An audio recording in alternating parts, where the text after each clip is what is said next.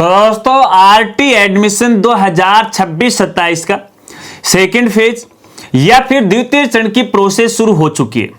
अब जैसे ही second phase शुरू हुआ तो बहुत सारे अभिभावक साथियों का यह कहना है कि अभी तक भी हमारे बालक बालिका का एडमिशन नहीं हुआ और ना ही स्कूल के द्वारा दस्तावेजों का वेरिफिकेशन किया गया। तो कब तक दस्तावेज वेरिफिकेशन होंगे, कब तक हमारे बालक बालिका का एडमिशन होगा, हमें कैसे पता चलेगा। अब इसके आगे की क्या प्रोसेस रहने वाली। और इसके साथ साथ दूसरी तरफ हमारे स्कूल साथियों का यह कहना है कि अभी तक भी हमारे पोर्टल के ऊपर स्टूडेंट का नाम ही प्रदर्शित नहीं हो रहा, तो हम कैसे स्टूडेंट का दस्तावेज है वो वेरीफाई करें। या फिर जिन्होंने पहले से ही रिपोर्टिंग कर रखी है और जिनका नाम दिखाई दे रहा है उनका भी दस्तावेज का वेरिफिकेशन नहीं हो रहा, तो ये मामला क्या है।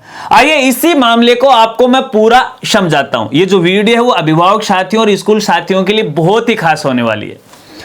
नमस्कार साथियों, मैं हूं आपका अपना साथी राजगुरु जी। तो साथियों आज 22 अप्रैल 2026 और आपको पता है कि 21 अप्रैल 2026 को आरटी एडमिशन 2026-27 के सेकेंड फेज की प्रोसेस है वो शुरू हो चुकी है। अब यहां पे देखिए एक बात आपको पहले मैं समझाना चाहूंगा। देखिए जो प्रथम चरण था उसके अंदर जो भी सीटें अलॉट हुई थी वो ऑटोमेटिक हुई थी। इसका मतलब यह है कि उस स्कूल में संबंधित कक्षा के अंदर है, भले ही नॉन आरटी के स्टूडेंट हो या न हो, उससे कोई फर्क पड़ने वाला नहीं था। जिन अभिभावकों ने जिस स्कूल में रिपोर्टिंग कर दी तो उस स्कूल के अंदर है उस बालक बालिका का नाम प्रदर्शित है वो हो चुका था। और यह नाम प्रदर्शित तभी हुआ था, यहां पे पिछले 3 साल का औसत है वो निकाला गया था। अब औसत के आधार पर जिन जिन का एडमिशन हो गया वो उनको प्रथम चरण में शामिल कर लिया। अब यहां पे देखिएगा जितने विभाग के द्वारा स्कूल को सीटें अलॉट हुई थी वो उन सभी बालक बालिकाओं के तो एडमिशन हो चुके हैं प्रथम चरण में। अब हम यहां पे देखिए सभी सेकंड चरण का इंतजार कर रहे थे कि 21 अप्रैल को है शायद हमारे बालक बालिका का एडमिशन हो जाएगा। और मैंने भी आपको यह बताया कि आप 21 अप्रैल का इंतजार कीजिएगा, लेकिन अभी तक भी यहां पे देखिएगा बालक बालिका का एडमिशन नहीं हुआ और ना ही स्कूल के द्वारा दस्तावेज का वेरिफिकेशन किया गया।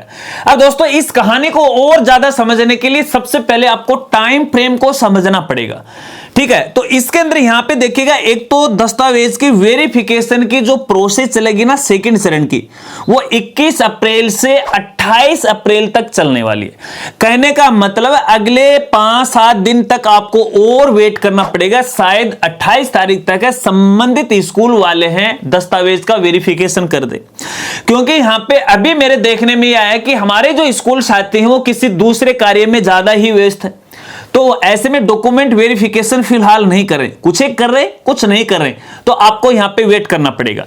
इसके अलावा यहां पे देखिएगा मान लेते हैं कि आज जैसे किसी स्कूल के द्वारा दस्तावेज का वेरिफिकेशन कर दिया, भले वो वेरीफाई किया हो या फिर रिजेक्ट किया हो, तो रिजेक्ट की स्थिति के अंदर यहां पे आप दोबारा डॉक्यूमेंट री अपलोड कर सकते हो अपनी आईडी के द्वारा। जहां से आपने फॉर्म फिलअप किया था लॉगिन कीजिएगा और री अपलोड आप कर दीजिएगा। री अपलोड के लिए हमारा दूसरा जो वीडियो है वो आप देखिएगा, ठीक है। तो वहां पे देखिए अभी ये व्यवस्था शुरू की है, पहले नहीं थी ये व्यवस्था। पहले इस बार री अपलोड का मौका नहीं दिया गया था, लेकिन इस बार अभी थोड़े दिन बाद में विभाग पर कोई दबाव बनाना तो ये री अपलोड की व्यवस्था है वो कर दी गई। तो यदि डॉक्यूमेंट रिजेक्ट हुआ है, नियमानुसार सही है, ऑनलाइन आपने गलत अपलोड कर दिया या ई मित्र वाले की गलती की वजह से अपलोड हो गया हो, तो ऐसे में आप दोबारा उसमें संशोधन कर सकते हो। और ये डेट रहेगी 22 से लेके 30 अप्रैल तक, 22 से लेके 30 अप्रैल तक आप यहां पे कर सकते हो। और इसके बाद आप अपनी जो शिकायत है या परिवेदना है वो भी दर्ज करवा सकते हो, ठीक है। अगर स्कूल के द्वारा गलत तरीके से डॉक्यूमेंट रिजेक्ट कर दिए तो जैसे आप ये परिवेदना है शिकायत दर्ज करवाओगे तो सीबीओ कार्यालय में आ जाएगी। सीबीओ के द्वारा फिर इसका वेरिफिकेशन किया जाएगा।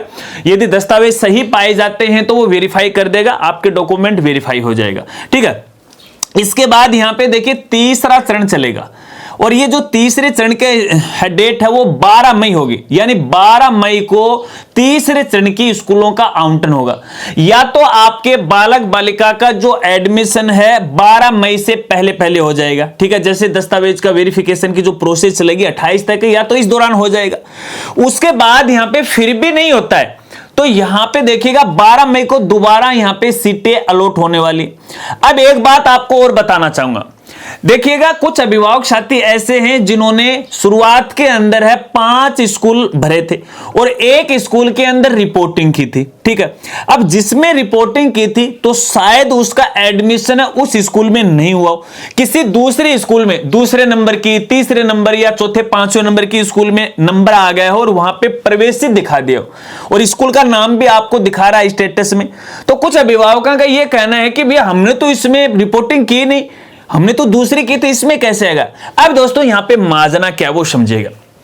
देखिएगा प्रथम चरण जब स्टार्ट हुआ तो नॉन आरटी के स्टूडेंट को है यहां पे मान्य नहीं किया गया कि इसकी कोई आवश्यकता नहीं है, लेकिन दूसरे चरण के अंदर यहां पे नॉन आरटी के स्टूडेंट को शामिल किया गया, यानी स्कूल के द्वारा PP 3, 4, 5 और फर्स्ट क्लास के अंदर जितने भी नॉन आरटी के यानी जो शुल्क दे के पढ़ते हैं उन स्टूडेंट का एडमिशन किया है पोर्टल के ऊपर है, तो पोर्टल ऑटोमेटिक उसके आधार पर आरटी वाले स्टूडेंट की एंट्री कर देगा। यहां पे देखिएगा 25 और 75% का रेशियो चलता है। अगर किसी कक्षा के अंदर 10 बालक बालिकाएं हैं तो उसमें 3 जो बालक बालिकाएं हैं वो आरटी के होंगे, इस बात को आपको ध्यान रखना है, ठीक है।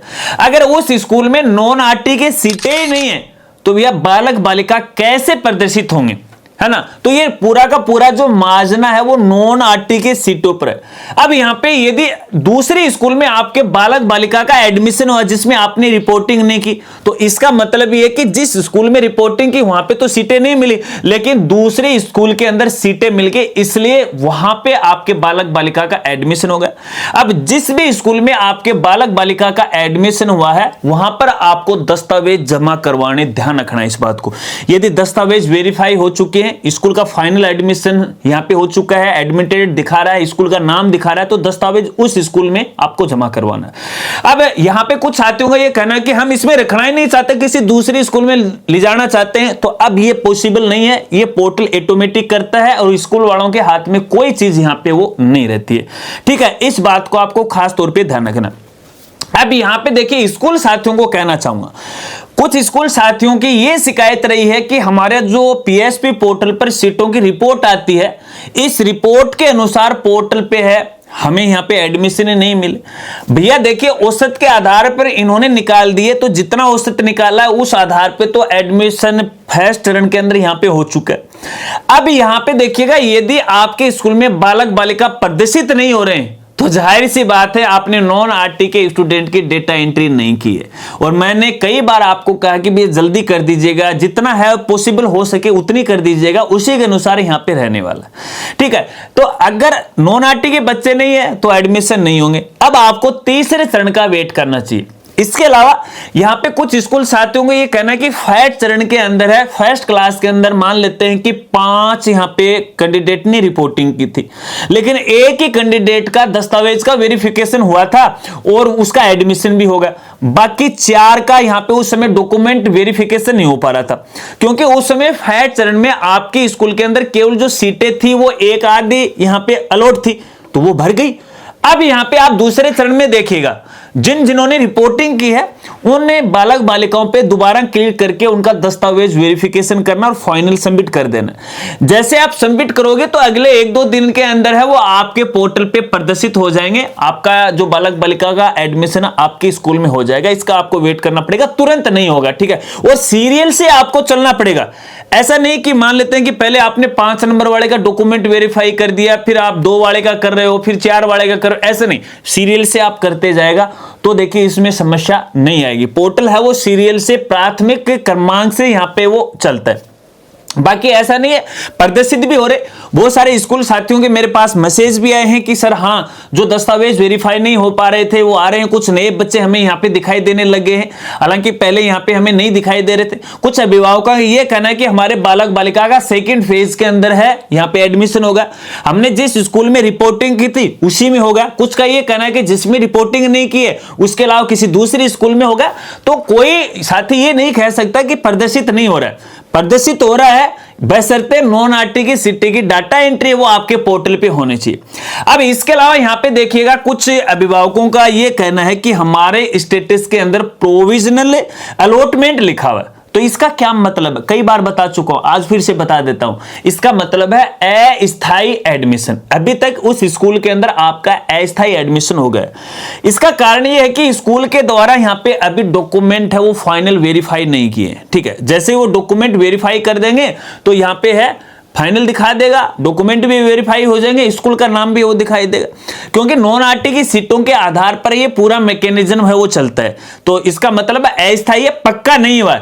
जब पक्का हो जाएगा तो यहां पे ये जो प्रोविजनल अलॉटमेंट है ये हट जाएगा और यहां पे एडमिटेड है वो लिखा हुआ आपको देखने को मिलेगा, ठीक है। चलिए, इसके अलावा यहां पे कुछ अभिभावकों का ये कहना है कि जो हमारा जन्म प्रमाण पत्र है और हमारा जो आधार कार्ड है उसके अंदर डीओबी सेम नहीं है, जन्म तिथि है। हालांकि जन्म प्रमाण पत्र में सही है और आधार में नहीं है, तो क्या करना चाहिए, हमने पुराना वाला आधार अपलोड कर दिया। तो साथियों आपको बताना चाहूंगा, यदि जन्म प्रमाण पत्र के आधार पर ही आपने फॉर्म भरा, फॉर्म में भी वही डेट है और जन्म प्रमाण पत्र में भी वही डेट है, तो आपको घबराने की आवश्यकता नहीं है। और यहाँ पे नया अपना जो आधार है वो अपडेट करवा लीजिएगा जन्म प्रमाण पत्र के आधार पे, और अपडेट कराने के बाद संबंधित स्कूल को दे दीजिएगा। अपडेट होने में 7 से लेकर 15 दिन का समय वो लग जाता है, कई बार महीने भर का भी समय लग जाता है, क्योंकि आजकल जो आधार अथॉरिटी है वो जन्म तिथि को भी भैया जीवन भर में केवल एक बार ही अपडेट करती है। यदि आपने पहले यहां पे आधार कार्ड को अपडेट करवा लिया तो फिर अब आप आधार में जन्म तिथि चेंज नहीं करा सकोगे। अगर फिर भी गलत तरीके से हो गई है तो जिला कलेक्टर के माध्यम से आपको लिखित है लिखवाना पड़ेगा, जिला अथॉरिटी आधार अथॉरिटी को लेटर आपको देना पड़ेगा, तब जाके आपकी समस्या का समाधान हो सकता है, ठीक है। चलिए, रिपोर्टिंग, हाँ ये मैंने आपको बता दिया। अब कुछ साथियों का ये कहना है कि सीबीओ के द्वारा भी डॉक्यूमेंट रिजेक्ट कर दिए फर्स्ट चरण के, तो क्या अब एडमिशन होना संभव है? नहीं, अब होना संभव नहीं, क्योंकि अगर नियमानुसार ही दस्तावेज नहीं है तो यार एडमिशन कैसे होंगे? तभी तो स्कूल वालों ने रिजेक्ट किए, तभी तो यहाँ पे सीबीओ के द्वारा रिजेक्ट किए ना। ये एक व्यक्ति गलत हो सकता है, सारे ही थोड़ी गलत हो सकते हैं। फिर भी मान लेते हैं कि सीबीओ भी गलत हो गया, स्कूल वाले भी गलत हो गए, आपके पास यहाँ पे शिकायत का दूसरी स्टेप आपके बच जाती है, वो है आपका डीओ कार्यालय।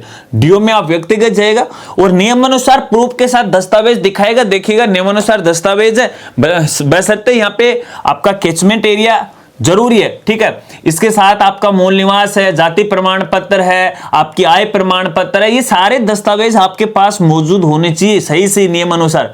अगर आप कैचमेंट एरिया में नहीं आ रहे, आप झुंझुनू जिले के एडमिशन ले रहे हो, जाके जयपुर आप ले रहे हो, तो ऐसे में इस प्रकार के एडमिशन नहीं होंगे, ठीक है ना। शहरों के अंदर तो आजकल एक सिटी को, पूरी सिटी को शामिल किया गया है, यानी जैसे जयपुर सिटी है ना, तो उस पूरी जयपुर सिटी को इसके अंदर शामिल किया गया है। पहले केवल वार्ड को शामिल किया जा रहा था, अभी वार्ड वाला सिस्टम खत्म कर दिया, लेकिन ग्राम पंचायत के अंदर है, अभी भी केवल ग्राम पंचायत की स्कूल और उसके अंदर जितने भी गांव हैं उनको ही अनुमति है, दूसरे गांवों या दूसरे ग्राम पंचायत को यहां पे अनुमति नहीं दी गई है। आशा रखता हूं अब आप अच्छी तरह से वो समझ गए होंगे। फिर भी यदि आपका कोई कंफ्यूजन है, कोई आपका सवाल है, तो बेझिझक आप मेरे साथ शेयर कीजिएगा। अक्सर कई साथियों की मेरे से शिकायत रहती है कि हमारे कमेंट का रिप्लाई नहीं करते, और कमेंट में कुछ इस तरह लिखते हो अर्जेंटली रिप्लाई, मैंने सोचा बड़ी इमरजेंसी, और इंस्टाग्राम पर भी बोलते हैं कि अर्जेंटली रिप्लाई, मेरा तो सब कुछ लूट जाएगा, मैं तो बर्बाद हो जाऊंगा, राजगुरु जी एक ही सहारा हो। अरे भैया, जो जानकारी मैं वीडियो में दे चुका हूं, काहे के लिए यार उसके लिए मुझे परेशान करते हैं। इसलिए सभी साथियों से हाथ जोड़ के निवेदन, मुझे कमेंट करने से पहले एक बार YouTube पे सर्च कर लीजिएगा जो भी आपकी समस्या, और लास्ट में बाय राजगुरु जी लिख दीजिएगा, मेरा वीडियो आपके सामने आएगा। शर्त इतनी सी है, वीडियो कंप्लीट आपको देखना पड़ेगा, क्योंकि हमारी वीडियो है वो लंबी होती है और 1 के आध मिनट की वीडियो के अंदर हम पूरी जानकारी नहीं दे पाते हैं। अगर वीडियो को देखना है, नियमों को जानना है, समझना है, तो भैया वीडियो तो देखिए कंप्लीट देखना ही पड़ेगा, तो ही समाधान है। बाकी और जो साथी हैं जो भी अब तक मेरे साथ जुड़े हैं, वो कमेंट करके मुझे ये बताएगा कि हमारे द्वारा दी गई जानकारी से आपको कितनी मदद हो रही है, क्या मेरे द्वारा दी गई जानकारी नियमानुसार सही है या फिर गलत है, इन जानकारी से आपको क्या क्या फायदा हुआ है, वो टोटल जानकारी आप कमेंट करके मुझे बताओगे, ताकि हमारी ऑडियंस को भी पता चले कि वाकई में हम सही जानकारी दे रहे हैं या फिर गलत जानकारी दे। और मैं तो वैसे ही दावा करता रहता हूं, हर बार मैं दावे के साथ करता हूं कि राजस्थान में मेरे जैसा क्रिएटर शायद ही कोई होगा जो आरटी एडमिशन स्कूल से रिलेटेड इतनी इंफॉर्मेशन है वो देता हूं, मैं तो ये दावा करता हूं। अब बताइए आप कमेंट करके मेरा दावा गलत है कि या सही है। चलिए जितनी बातें मैं बताता हूं कोई और क्रिएटर आपके साथ शेयर करता है कि नहीं करता। मिलते हैं फ्रेंड्स अगली एक नई वीडियो के साथ, नए अपडेट के साथ। तब तक के लिए जय हिंद, जय भारत।